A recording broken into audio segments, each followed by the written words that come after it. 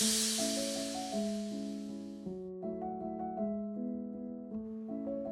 Sir.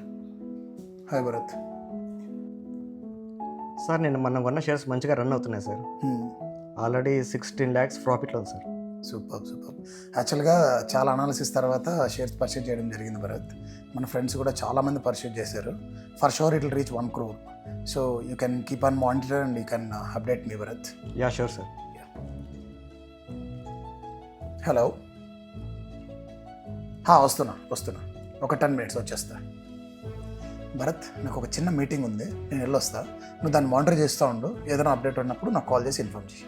Okay, bye.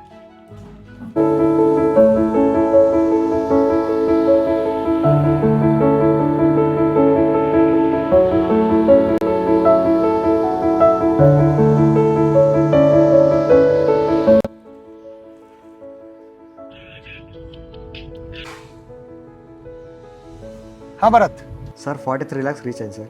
Super. అలాగే చూడు, ఇంకా అప్డేట్ చేస్తూ ఉండు.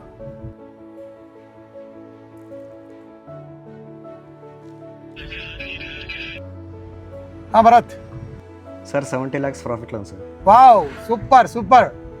బట్ వెయిట్ చేయి, పక్కా 1 crore కొడుతుంది. నువ్వు ఏమాత్రం టెన్షన్ పడదు. Okay sir.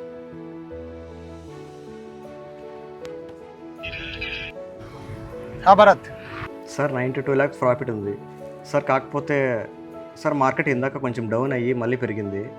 నాకు ఎందుకో కొంచెం డౌట్గా ఉంది. షేర్స్ సేల్ చేసేస్తే బెటర్ ఏమనిపిస్తుంది సార్. ఒకసారి ఆలోచించండి. భరత్, అది నేను సేల్ చేయను. అది పక్కా 1 crore తగులుతుంది. నువ్వు వెయిట్ చేయి. Yeah okay sir.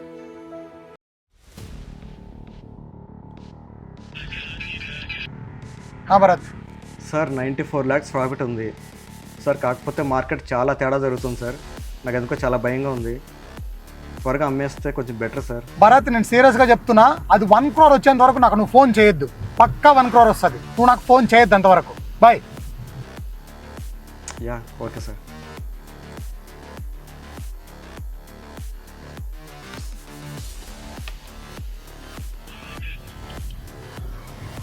Bharat sir market మొత్తం డౌన్ అయిపోయింది సార్.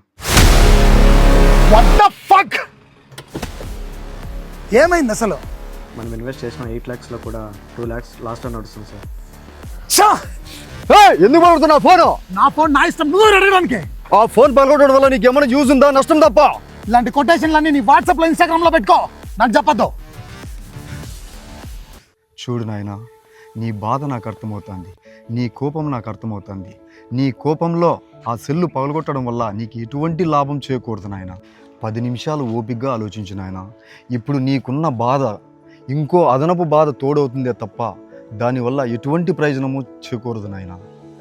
10 నిమిషాలు ఓపికగా ఆలోచించు నాయన. ఇప్పుడు ఏం చేయమంటావు? బాధ వచ్చిన వెంటనే సంతోషం దక్కుతుంది, కష్టం వచ్చిన వెంటనే సుఖం దక్కుతుంది. ఇదే నాయన జీవిత సత్యం. ఈ సొసైటీలో చాలామంది తొందరపాటు నిర్ణయాల వల్ల వాళ్ళ జీవితాలను అతలాకుతలం చేసుకుంటున్నారు. ఒక్క 10 నిమిషాలు ఓపికగా ఆలోచిస్తే అన్నీ పరిష్కారం అవుతాయి. ఈ ప్రపంచానికి తెలియనిది ఏమిటంటే, ప్రపంచాన్ని నడిపించే యంత్రమే ఓపిక. నీ కష్టాన్ని, నీ నమ్మకాన్ని నువ్వు నమ్మి ఓపికగా నిలబడు, అన్నీ నీ సొంతమవుతాయి.